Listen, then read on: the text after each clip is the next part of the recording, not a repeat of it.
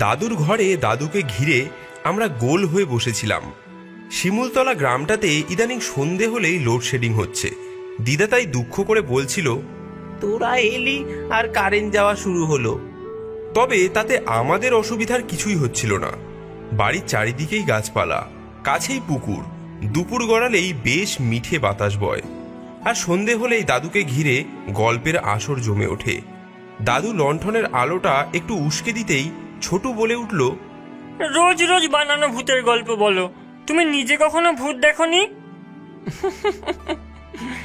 দেখেছি তো, কিন্তু তোরা ছোট মানুষ, যদি ভয় পাস। আমি তাড়াতাড়ি বললাম, না না, আমরা ভীতু নই অত, তুমি বলো। আমাদের সমবেত আবদারে দাদু গল্প বলতে শুরু করলেন। তখন আমার বয়স অল্প, সবে কলেজ পাশ করেছি। একটা চাকরির আশায় এদিক ওদিক ঘুরছি। একদিন সকালে নিজের ঘরে জানলার ধারে টেবিলে বসে একটা আপিসের কাজের জন্য দরখাস্ত লিখছি। বাবা এসে একখানা চিঠি দিয়ে গেলেন।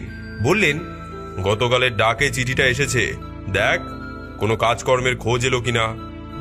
চিঠিটা হাতে ধরিয়ে দিয়ে বাবা পাশেই দাঁড়িয়ে রইলেন, হয়তোবা ছেলের চাকরি পাকা হওয়ার খবর শুনবেন বলেই। যাই হোক, আমি চিঠি খুলে দেখি আমারই এক কলেজের বন্ধু অনিল চিঠি লিখেছে। আমি জানতাম সে মুর্শিদাবাদেরই কোনো একটা গ্রামের ছেলে। কলকাতায় পিসির বাড়িতে থেকে কলেজে পড়তো, পড়াশোনা শেষ করে আবার গ্রামে ফিরে গেছে। চিঠিতে সে লিখেছে, ভাই নির্মল, কলেজের শেষ বছর থেকেই তুই চাকরির সন্ধানে ছিলি। চাকরি কি পেয়েছিস? যদি না পাস, আমার চিঠি পাওয়া মাত্র আমাদের গ্রামে চলে আয়। আমাদের গ্রামের পূর্ববর্তী যে জমিদার, তাদের এখন বিশাল ব্যবসা দেশে বিদেশে। ওই বাড়ির এক বৃদ্ধ সদস্য নিজের জীবনী লিখতে চান, অথচ তার শরীরের ডান দিক পক্ষাঘাতগ্রস্ত হওয়ার ফলে বর্তমানে লিখতে পারেন না। উনি একজন সেক্রেটারি চাইছেন, যে ওর হয়ে লেখালেখি করে দেবে। তোর জন্য সুবর্ণ সুযোগ। এই পর্যন্ত সবে পড়েছি, বাবা পাশ থেকে বলে উঠলেন, তা ওর জীবনী লেখা হয়ে গেলেই তো তোর চাকরি রীতি। আমি বললাম, দাঁড়াও, শেষে আর কি লিখেছে দেখি, পড়ে দেখি। এই বলে আবার পড়তে শুরু করলাম। অনিল লিখেছে, তোর কাছে সুবর্ণ সুযোগ। এর কাছে ভালোভাবে কাজ করতে পারলে ওরা নিজেদের ব্যবসার কাজে লাগিয়ে দেবেন। শুনেছি মাস 6 পরেই পশ্চিমবঙ্গের বাইরে বোম্বেতে ওদের এক ম্যানেজার নিযুক্ত করবেন। হয়তো সেই সুযোগটা তুই পেয়ে গেলি। চিঠিটা শেষ করতেই বেশ আশার আলো দেখতে পেলাম। বাবাও এক কথায় রাজি হয়ে গেলেন। আমিও মায়ের অনুমতি নিয়ে ব্যাগ গুছিয়ে একদিন বেরিয়ে পড়লাম। আমি অচেনা অজানা কোনো জায়গায় যাওয়ার জন্য সবসময় সকাল সকালই বেরোই, কিন্তু সেদিন বেরোতে বেরোতে একটু বেলাই হয়ে গেল। ভেবে দেখলাম, এখান থেকে শিয়ালদা ঘন্টা দেড়েক, তারপর মুর্শিদাবাদ পৌঁছাতে ঘন্টা 4, সেখান থেকে পলাশডাঙ্গা আরও কতক্ষণ কে জানে।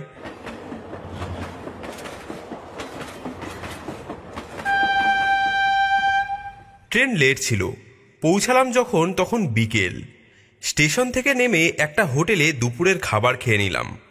খাওয়া শেষে হোটেলের মালিককে জিজ্ঞেস করলাম, পলাশডাঙ্গা যাওয়ার কি ব্যবস্থা আছে? লোকটা মুখ তুলে বাইরের দিকে দেখে বলল, একটু পরেই সন্ধ্যা নামবে, এখন কি আর কিছু পাবেন? ওই দিকটা একদম পা রাখা। ফেরার সময় ভাড়া পাবে না বলে কোনো গাড়ি যেতে চায় না। শুনে একটু চিন্তায় পড়লাম। ব্যাগটা কাঁধে নিয়ে বেরিয়ে পড়লাম। যেদিকে বাস স্ট্যান্ড সেদিকে গিয়ে দেখি পরপর কয়েকটা বাস দাঁড়িয়ে। সামনে একটা চায়ের দোকানে কয়েকজন বসে গুলতানি করছিল। তাদের কাছে গিয়ে জিজ্ঞেস করলাম, পলাশডাঙ্গা যাওয়ার বাস পাওয়া যাবে? তাদের মধ্যেই একজন বলল, পলাশডাঙ্গায় কোনো বাস যায় না, যেতে হলে সাইকেল ভ্যানই ভরসা। আমি বললাম, সাইকেল ভ্যান কোথায় পাবো? ভদ্রলোক তার উত্তর না দিয়ে খেজুরে আলাপ শুরু করে দিল। তা পলাশডাঙ্গায় কাদের বাড়ি যাবেন? কি যেন মনে করে জমিদার বাড়ির কাজের কথাটা না বলে বললাম, কলেজের এক বন্ধুর বাড়ি।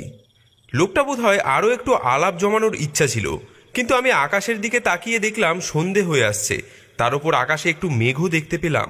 বললাম, ভ্যান কোথায় পাবো যদি একটু বলেন, সন্ধে হয়ে আসছে কিনা।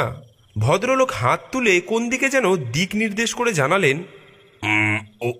ওইদিকে দেখুন গিয়ে, নিতাই যদি থাকে। বুঝলাম নিতাই হলো ভ্যানওয়ালা।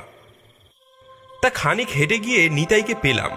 একটা গাছের নিচে একজন ভ্যানের ওপর মুখে গামছা মেলে শুয়ে বিশ্রাম নিচ্ছিল।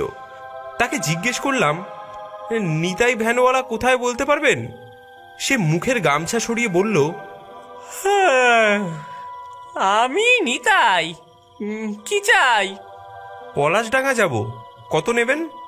আমার কথা শুনে এই লোকটা মুখের ওপর বলে দিল কিনা, যাব না। কেন কেন যাবেন না? ওদিকে রাস্তা ভালো নয়, তাই যাব না। আমি দেখলাম বেগতিক ব্যাপার। এদিকে সন্ধে হয়ে আসছে, তার উপর আকাশে মেঘ। কেউ না গেলে আমাকে হেঁটেই যেতে হবে। জিজ্ঞাসা করলাম, কতক্ষণের রাস্তা বলতে পারেন? 55 মোড় থেকে বাম দিকের রাস্তা ধরে গেলে হেঁটে ঘন্টাখানেক লাগে। ওটা শর্টকাট। চলেন 55 মোড় অব্দি পৌঁছে দিয়ে আসি, তারপর যা ভালো বোঝেন। আমি ভ্যানে চড়ে বসলাম। বড় রাস্তা পেরিয়ে অন্য রাস্তা ধরে ভ্যান নিয়ে চলল আমাকে। খানাখন্দ, পথে দু চারটে টিমটিমে লণ্ঠন জ্বলা দোকান, দুপাশে শুধু গাছপালা, ক্ষেত খামার। প্রায় 20 মিনিট চলার পর এক জায়গায় নামিয়ে দিয়ে ভ্যানওয়ালা বাম দিকে নির্দেশ করে বলল, এই যে রাস্তা, এদিক দিয়ে সোজা চলে যাবেন, কোনো দিকে তাকাবেন নে। অসত্য গাছের তলে তো এক্কেরে দাঁড়াবেন নে। আমি হাঁ করে অন্ধকার গাছপালায় ঘেরা মেঠো পথটা বোঝার চেষ্টা করছিলাম। নেতায়ের কথা শুনে অবাক হয়ে বললাম, মানে? নিতাই তড়িঘড়ি উল্টো মুখে ভ্যান ঘুরিয়ে নিয়ে বলল, আর রেত করবেন নে, সিধে চলে যান। আমি উপায় না দেখে সেই মেঠো পথ ধরেই হাঁটতে লাগলাম। ভাগ্য ভালো যে গ্রামের দিকে আসবো বলে বুদ্ধি করে একটা টর্চ নিয়ে এসেছিলাম ব্যাগে। সেইটা জ্বালাতেই একটা আলো গোল হয়ে রাস্তায় ছড়িয়ে পড়ল। তাতে খানাখন্দে পড়ার হাত থেকে বেঁচে গেলুম বটে, কিন্তু সেই আলোয় আধার যেন চারপাশে আরো চেপে ধরল। রাস্তার ধারে গাছগুলো ঝুঁকে এসেছে পথের উপর। আমি চুপচাপ চলেছি। এর মধ্যেই অসত্য গাছ যে কোথায় লুকিয়ে আছে কে জানে। তার তলায় দাঁড়ালেই বা কি হবে তাই বা কে জানে। একটু ভয়ে ভয়ে পথ হাঁটছি, এমন সময় জোরে বৃষ্টি নামলো। আমি চট করে একটা গাছের নিচে দাঁড়িয়ে ব্যাগ হাতড়ে আপন মনে বলে উঠলাম, এই যা, ছাতাটা আনিনি। তারপরে কি যেন মনে হতে টর্চটা গাছের দিকে ঘুরিয়ে ভালো করে দেখে স্বস্তির নিঃশ্বাস ফেললাম। যাক বাবা, এটা অন্তত অসত্য গাছ তো নয়। ভাগ্য ভালো ছিল, একটু দাঁড়াতেই বৃষ্টি কমে গেল। আমি তাড়াতাড়ি হাঁটতে লাগলাম। মেঠো পথে কাদা হয়েছে, পিছলে পড়ার আশঙ্কা বেশ। মনে মনে প্রমাদ গুনলাম, হে ভগবান, কোথায় যে এসে পড়লাম। গ্রামে পৌঁছাতে কতক্ষণ লাগবে কে জানে। ওমা, সামনে একটা বড়সড় বাঁশঝাড় পেরোতেই দেখি একটা বাঁধানো গাছের নিচে বয়স্ক কজন মানুষ বসে বসে হুঁকো টানছেন আর মাথা নাড়ছেন। এমনভাবে মাথা নাড়ছেন যে দূর থেকে দেখে ভাবলাম কোনো বিশেষ বিষয় নিয়ে আলোচনা হচ্ছে বুঝি। এতক্ষণ পরে এতগুলো মানুষ দেখে আমার ধরে প্রাণ এলো। আমি ওদের সামনে গিয়ে পেন নাম ঢুকলাম। নমস্কার মশাইরা, পলাশডাঙ্গা কত দূর একটু বলতে পারেন? তারা আমার দিকে তাকালেন। একজন বিগলিত স্বরে বললেন, পলাশডাঙ্গা যাবে ভায়া? তা এক চিলিম তামাক খেয়ে যাও। আমি কোনো কালেই ধূমপান করি না, তাই বললাম, দেখুন রাত হচ্ছে, আমিও ভিজে একসা, তাড়াতাড়ি পৌঁছতে পারলে বাঁচি। একজন মজার সুরে বললেন, আরে বসো বসো, এক চিলিম না টানলে আমরা বাবু তোমাকে রাস্তা বলছি নে। অগত্যা গাছতলায় বসে হুঁকোটা হাতে নিতেই শিউরে উঠলাম। এ তো দেখছি অসত্য গাছ।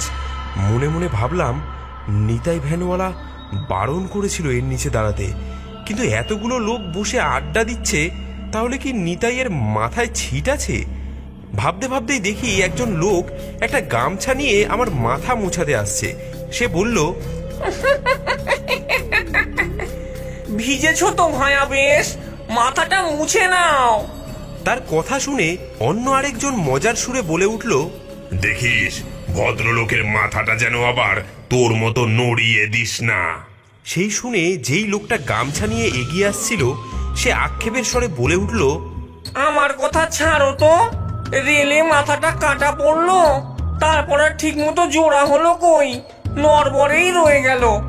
এসব শুনে আমি প্রথমে ভাবলাম ওরা নিশ্চয়ই মজা করছে, তারপর দেখি কিনা লোকটার মুন্ডুটা সত্যি সত্যি ঘাড়ের ওপর থেকে ঢক ঢক করে নড়ে উঠলো।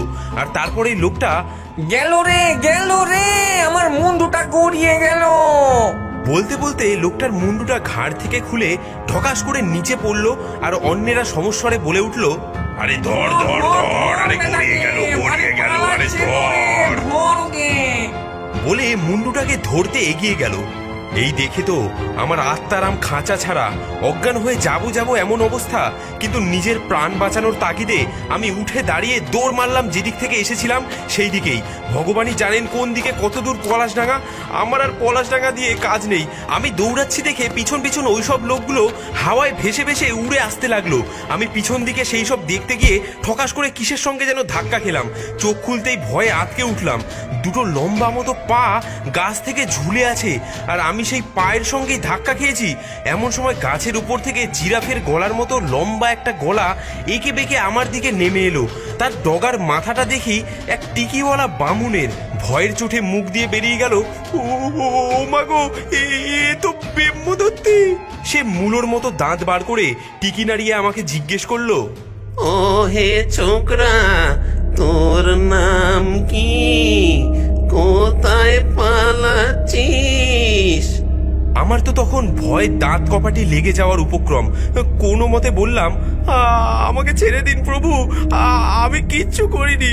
আমার কথা শুনে ব্রহ্মদত্তি মশাই বেদম রেগে ধমক দিয়ে উঠল, কিছু করিসনি মানে? দেখছি করেছিস। আমি তো ভয়েই মরতে বসেছিলাম। তার সঙ্গে অবাক হয়ে জিজ্ঞেস করলাম, কি করেছি প্রভু? আমি কিছু করিনি, আমাকে ছেড়ে দিন। ব্রহ্মদত্তি আরো রেগে গেল সে কথায়। রেগে গিয়ে ছোট্ট করে একটা গাঁটটা মেরে বলল, তুই ওদের হুকো চুরি করে পালাচ্ছিস দেখতে পাচ্ছি, আর বলছিস কিচ্ছু করিনি। এমন সময় পিছন থেকে কারা যেন বলে উঠল,